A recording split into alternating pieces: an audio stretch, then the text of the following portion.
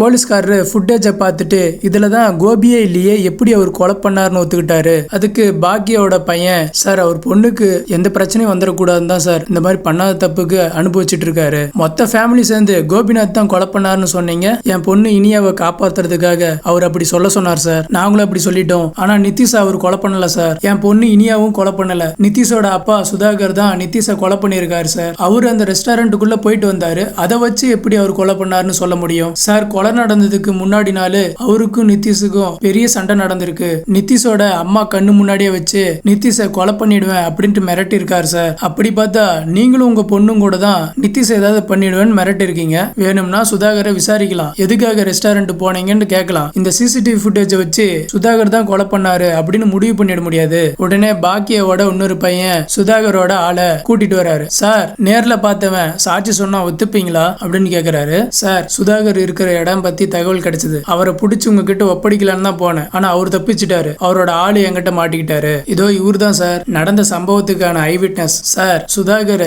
நிதிஷை கொலை பண்ணதை பார்த்தது இந்த ஆள் தான் சார். அந்த போலீஸ்காரரும் இவர் சொல்றதெல்லாம் உண்மையா அப்படின்னு கேட்கும் போது, ஆமா சார் நிதிஷ் தம்பிய கொலை பண்ணது சுதாகர் தான் சார். நான் எவ்வளவு சொல்லியும் அவர் கேட்கல சார். உடனே அந்த போலீஸ்காரரும் இன்னொருத்தரை வச்சு வீடியோ எடுக்க வைக்கிறாரு. நடந்தது எல்லாத்தையும் சொல்லியா அப்படின்னு கேட்கும் போது அவரு சொல்றாரு, சார் நான் நிதிஷ் தம்பி கிட்ட இதெல்லாம் வேண்டான்ட்டு நான் சொன்னேன் சார். அவரு கேட்கவே இல்லை சார். அன்னைக்கும் ஆளுங்களுக்கு கொடுக்கறதுக்கு தம்பி என்னென்னமோ எடுத்து வச்சிட்டு இருந்தார் சார். அப்போ சுதாகர் சார் வந்துட்டார் சார். சுதாகரும் நிதிஷ் கிட்ட வந்து, ஏண்டா உனக்கு எவ்வளவு சொன்னாலும் உனக்கு புரியாதா, இதெல்லாம் வேண்டாம் நான் எவ்வளவு டைம் சொல்லிட்டு இருக்கேன், கடைசியில என்னோட ரெஸ்டாரண்ட்ல வந்து ட்ரக்ஸ் விக்கிறியா நீ அப்படின்ட்டு சுதாகர் கண்ணத்துல அடிச்சிடுறாரு. இது உங்க ரெஸ்டாரண்டா?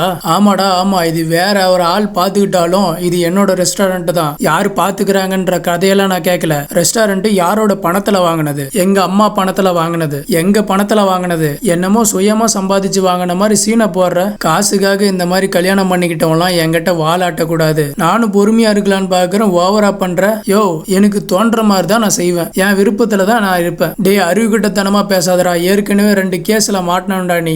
கண்டிப்பா அவங்க உன்னை வாட்ச் பண்ணிக்கிட்டு தான் இருப்பாங்க. I don't care. டேய் நீ மாட்டினா நானும் தான்டா மாட்டுவேன். எங்க மூலியமா பண வசதியெல்லாம் அனுபவிப்பீங்க, கஷ்டம்னா அனுபவிக்க மாட்டீங்களா? ரொம்ப பேசுற நிதிஷ். அப்புறம் நீ கேஸ்ல மாட்டும் போது நான் வெளியே கொண்டு வர மாட்டேன். யோ தேவையே இல்ல போயா, நானே உன்னை போலீஸ்ல புடிச்சு கொடுத்துருவேன்டா. யோ முடிஞ்சா பண்ணியா. நேத்து ஏதோ என்ன கொலை பண்ணுவோன்னு சொல்ற, இன்னைக்கு என்ன போலீஸ்ல புடிச்சு கொடுப்பேன்னு சொல்ற. என்னையா நினைச்சிட்டு இருக்க?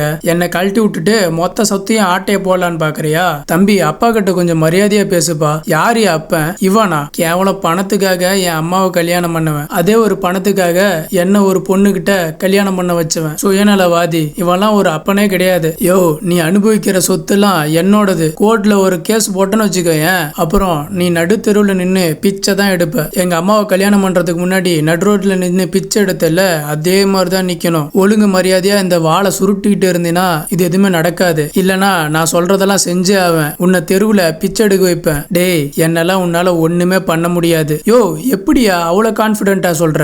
சுதாகர் பக்கத்துல இருக்கிற சேரோட கட்டையை எடுத்துட்டு வந்து நிதிஷ் தலையில ஓங்கி அடிச்சிடுறாரு. நிதிஷும் மயங்கி கீழே விழுந்துடுறாரு. என்னையவே மிரட்டுறானா? சார் என்ன காரியம் சார் பண்ணிட்டீங்க நீங்க? சார் பேச்சு மூச்சு இல்லாம இருக்காரு சார். சுதாகரோட ஆளு நிதிஷோட மூக்குல கை வச்சு பார்த்து, சார் தம்பி இறந்துட்டாருன்னு நினைக்கிறேன் சார். சாகட்டும், கொஞ்சம் கூட நன்றியே இல்லாம தெருவுல நிறுத்துவேன்னு சொன்னான்ல, சாகட்டும். சார் இப்ப என்ன சார் பண்றது? போலீஸ் கேஸ் கொலை, எனக்கு ரொம்ப பயமா இருக்குது சார். நம்ம மாட்டிக்கு போறோம் சார். மாட்ட போறது நாம கிடையாது. நிதிஷோட சாவுக்கு பழி ஏத்துக்கிறதுக்குன்னே ஒருத்தர் இருக்கா இல்ல, அவதான் மாட்ட போறா. யாரு சார்? வேற யாரு? இவன் ஒய்ஃப் இனியாதான். அப்புறம் சுதாகரும் அவரோட ஆளும் அந்த இடத்தை விட்டு கிளம்பி போயிடுறாங்க. போற நேரத்துல இனியாவுக்கு கால் பண்ணிட்டு போயிடுறாரு. இனியாவும் அந்த இடத்துக்கு வந்து பாக்குறாங்க. அப்போ நிதிஷ் சாவாதத அவரோட ஆளு சுதாகர் கிட்ட சொல்றாரு. சார் நிதிஷ் ஒன்னும் சாவே இல்லைங்க சார் அப்படின்னு சொல்லும் போது, என்னையா சொல்ற? அந்த நேரத்துல இனியாவுக்கும் நிதிஷுக்கும் வாக்குவாதம் வருது. அப்போ இனியா நிதிஷை தள்ளி விடும் போது செவுத்துல நிதிஷ் தலையில இடிச்சு கீழே விழுந்து மயங்கிடுறாரு. அந்த டைம்ல இனியா நிதிஷ் மூக்குல கை வச்சு பார்க்கும்போது நிதிஷ் இறந்துட்டாரு அப்படின்னு விஷயம் தெரிஞ்சு பாக்கியாவுக்கு போன் பண்ணி வர வச்சிடறாங்க. 2 பேரும் பார்த்துட்டு அந்த இடத்தை விட்டு காலி பண்ணிட்டு போயிடுறாங்க. சுதாகர் ரெஸ்டாரண்ட்டுக்கு வந்து பாக்குறாரு. இனியா மேல பழி போடலான்னு பார்த்தேன், கடைசியில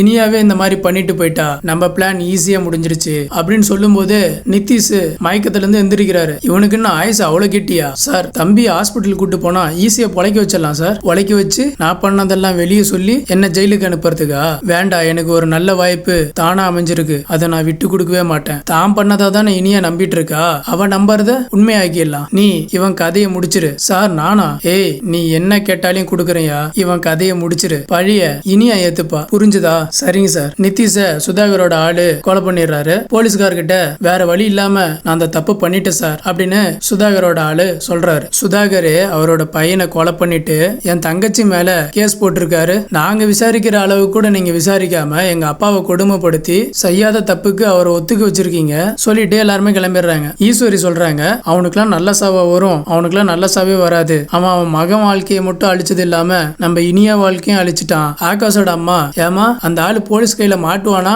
இல்ல பணத்தை கிணத்தை கொடுத்து சரி பண்ணிடுவானா? ஆகாஷும் அதெல்லாம் விட மாட்டாங்க, கண்டிப்பா போலீஸ் பிடிப்பாங்க, தண்டனை எல்லாம் வாங்கி கொடுப்பாங்க. அவனுக்குலாம் சாதாரண தண்டனை எல்லாம் பத்தாதுமா, சாகர வரைக்கும் அவனெல்லாம் ஜெயிலே போடணும். இனியாவும் பாக்கியா கிட்ட, அம்மா டேடி வெளியில வந்துருவாரு இல்லம்மா, வந்துருவாருமா அப்படின்னு பாக்கியாவும் சொல்லிடுறாங்க. அவரை கூட்டின்னு வரதுக்கு தான் எழிலும் செலினும் போயிருக்காங்க. ஈஸ்வரி, கடவுளே என்னோட குடும்பத்தை கஷ்டப்படுத்தினதெல்லாம் போதும்பா, இனிமேலாவது எங்க எல்லாத்துக்கும் வெளிச்சத்து கொடு, எங்க எல்லாத்துக்கும் நிம்மதி கொடு, மேலும் மேலும் எங்களை சோதிக்காதப்பா, தாங்கிறதுக்கு எங்களுக்கு தெம்பு இல்ல அப்படின்னு சொல்லி ரொம்ப வேதனைப்படுறாங்க. கோபிய எழிலும் செலினும் கூட்டு வந்துடுறாங்க. என்னடா கோபி இது, என்ன கோலம் இது? ஒண்ணு இல்லம்மா டேடி, போலீஸ் உங்களை அடிச்சாங்களா டேடி? அதெல்லாம் ஒண்ணு இல்லம்மா, நீ போலீஸ் ஸ்டேஷன்ல இருக்கும்போது என்ன கஷ்டத்தை நீ அனுபவிச்சியோ அதை விட 100 மடங்கு அவன் அனுபவிப்பான் அப்படின்னு ஈஸ்வரி சொல்றாங்க. எனக்கு ஒண்ணு இல்லம்மா வாங்க அப்படின்னு சொல்லி வீட்டுக்குள்ள கூட்டு போறாங்க. இனியாவோட அப்பா கோபி உள்ள வந்ததும் செல்வியும் ஆகாஷும் சரிங்கா நாங்க கிளம்புறோம் அப்படின்னு சொல்லிட்டு கிளம்ப பார்த்தாங்க. ஆனா பாக்கியா, இரு செல்வி இருந்துட்டு போலாம், நீங்களும் இனியாவும் பண்ணாத தப்புக்கு தண்டனை அனுபவிக்க கூடாதுன்னு நாங்க எவ்வளவு நினைச்சோமோ அதே அளவுக்கு செல்வியும் ஆகாஷும் நினைச்சாங்க. எழில் எடுத்துட்டு வந்த சிசிடிவி ஃபுட்டேஜ பார்த்து சுதாகர் தான் கொலை பண்ணா அப்படின்னு ஆளா நின்னு சொன்னது ஆகாஷ் தான். கோபியும் ஆகாஷ் கிட்ட வந்து தேங்க்ஸ் சொல்றாரு. ஆகாஷும் பரவாயில்ல அங்கிள் அப்படின்னு சொல்லிட்டு இந்த கதையை இதோட முடிக்கிறாங்க. நம்ம சேனலுக்கு யாராவது புதுசா வந்திருந்தீங்கன்னா மறக்காம சப்ஸ்கிரைப் பண்ணிட்டு பெல் ஐக்கான் ஆல்ல போட்டுக்கோங்க. இந்த வீடியோ பிடிச்சிருந்தா ஒரு லைக் பண்ணிக்கோங்க.